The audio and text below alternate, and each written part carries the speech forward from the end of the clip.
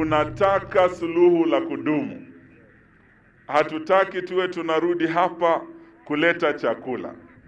Tunataka tuzuie maji haya yasije kwa maboma yenu, kuangusha nyumba, kuharibu mimea yenu, sababu ninyi ni watu wa bidii. Nyinyi mnalisha Kenya, lakini mvua ikija ni baraka, ikizidi ni balaa. Ndio kwa sababu nikiwa mwenyekiti wa Lake Region Economic Block, hapa mahali tunakuja pamoja kaunti 14. Tuliketi na ndugu yangu Eugene Wamalwa na akakubali aongee na serikali kuu na rais wasaidie watu wetu.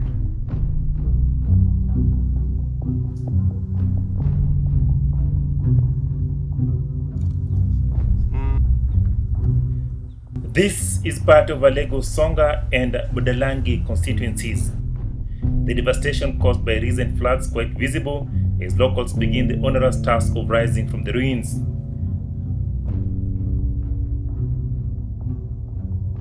River Nzoia calmly meanders through villages in Alego Usonga all the way to Budalangi constituency. Besides it, a newly rehabilitated dike is visible, the two living beside each other for decades. However, occasional confrontation has always left the villagers in despair. But since 1961, no confrontation has seen adverse effects as one witnessed over the last 1 month.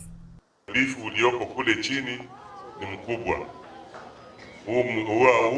Huu uharibifu umetakamana na maboma, mashamba, wanyama wale ambao walikuwa wanaweka, mashule yote yameharibika, hospitali yetu nyingine yameharibika, na pia mahali wameweza kukaa kama huku juu pia kuna utumivu ambao unataka msaada. This was the situation as the river burst its banks, submerging the villages in the lowlands of Alego Usonga and Budalangi. Homes, roads, schools, police stations, and even hospitals all submerged. Events on the first day of flooding still vivid. Alafu dakika ya mwisho mvua ikaanza, tukaona kama hiyo river hatukujua kama inaweza fika huko, sababu inakuja inafika pale ikienda Budalangi, lakini fika usiku hatukuona chochote. Ikakuja ikafika kwa mama pale nyuma chini, na leo inakuja pengine itakuharibia. Hatukuamini. Kufika saa 3 imefika hapa na force mingi, tukaona maji mejaa hapa, ikaanza The water levels in River Nzoia have gone back to normal. In fact, one can clearly tell the course of the river, and with that, many would say it is the perfect cue for the locals to go back to their homes. Yes, indeed, it is the perfect cue. But most of the locals have no place to go back to. Their homes were swept away by the raging floods. Mzee Charles Otiaro Ojuaya, like many other locals, is counting losses running into millions of shillings. In his home, only 2 houses stood the tide, the rest too weak to hold. Tunatoa vitu vingi vilipotea ndani ya maji. Vikisombwa kama viatu nini, vitu vingi kama kuku, vingine vilikufia hapo kwa maji. Mingi sana. Hapo tu ndio niliona. Sasa niliona ya ajabu hii maji kutoka nizaliwe. Ndio nimeona hii maji kama hii. Sababu round ya kwanza ilijaa mwaka 61. Nilikuwa bado kijana. Ya pili ikaja nikiwa poma hii sasa. Hii ni round ya 3, ya 4. Ya kwanza ilijaa ikatoka, ikashiwa namna hii, ikajaa, ikamaliza siku moja ikaenda. Ya pili namna hiyo, ya 3 sasa hii ya 4 imefuja rekodi sasa. Imeanguza manyumba yote, ile ilikuwa yangusi nyumba. Hii imeanguza manyumba yote kuanzia hapa hii 1, 2, 3 mpaka hii kapa nyumba 7 hii. Joko na tukihesabu hii nyumba 7 yote imeanguka chini. Sasa bile sina nguvu kama ya kujenga, kama msaada unaweza toka kama kwa serikali inisaidie. His neighbor Shadrack Otieno Makalama too bore the brunt of the floods. He has started rebuilding his home, but literally wonders where the resources will come from to ensure all his children and grandchildren can enjoy warm nights again. He is putting up in a tent for now. His house not a priority.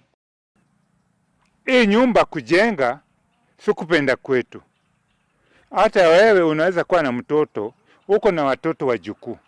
Badali watoto wakiwa pale mama, hii watoto yako wasiwe wakiwa pale, watu weke kakitu kidogo, badala wewe kwa baridi wakae pale. Ndio nani nyumba na ile. Tuko na wajukuu hapa, fadhali tuwaweke mahali kidogo ya mabati tu, wawe pale na sisi tulale nje. Kwanza sisi wenyewe tunalala kwa shule. Umama yote kwa hii boma wanalala shuleni. Sisi wanaume tulala kwa hii boma. Kama mimi nalala kwa ile tandaru, unaita anduro ile kwa nyuma. Mimi naishi huko. Mwingine yuko pale. Ndio nyumba hii ya mabati, juu watoto kidogo kama yule iko watoto hapa kidogo atakuja. Bali na umbu na nini? Tuwaweke nyumba pale. The two villagers fear, apart from the rebuilding task that is before them, food insecurity is likely to bite even harder in the coming days. Talking about food is not just the subsistent crop farmers. Here at Bunyala Irrigation Scheme, thousands of rice farmers are counting huge losses. We had projected, we normally work on a continuous production system, whereby every month of the year we have close to 2,000 bags, 2,500 bags ready for the market. So we are going to have about 6 months or 5 months where we will not have a crop. We are not able to service the market that we are having. We not have the farmers are not having any production that is going on. We are now doing a crop afresh. So for the next 4 months, if the farmer did not have a store, has not stored, because normally we have continuous production. So if there is continuous production, it makes people know tomorrow there is food. They can buy from those who are producing, even if I'm not producing myself. But for the next 4 or 5 months, we will not have any production. So that period is likely to impact on the local community, because this scheme is the one that services the entire Budalangi constituency in terms of labor and all those production that come from here. And it's not just crops. Milling machines were also submerged in the raging floods. According to the scheme's manager, Engineer Edwin Manyonge, insurance of crops is among issues under consideration to help avert losses on farmers, especially if similar catastrophes reoccur in future. The loss that has been incurred is direct loss to the farmer. So, and you are looking at a situation where the same farmer, he's lost his family, his house. If he had, some of them have lost their animals, they were swept away by water.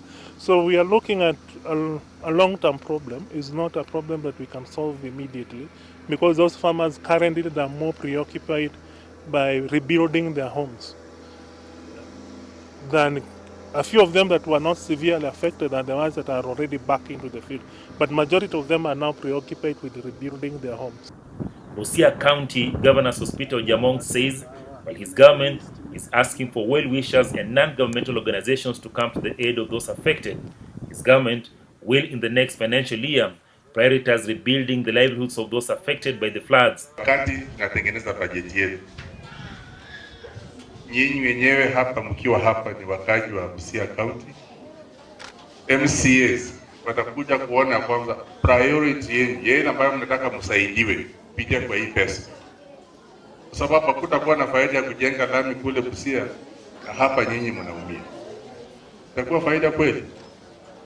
Afadhali ile priorities mnayo mtapitishia kwa MCA, tutaenda huko tujadili kwa assembly, tuone waje ya Bunyala sawa. Ile kitu muhimu wanataka ni mabati ili wajenge manyumba. Ile kitu muhimu wanataka ni mbegu waweze kuwa na chakula na vitu zingine ambayo mtaprioritize hapa.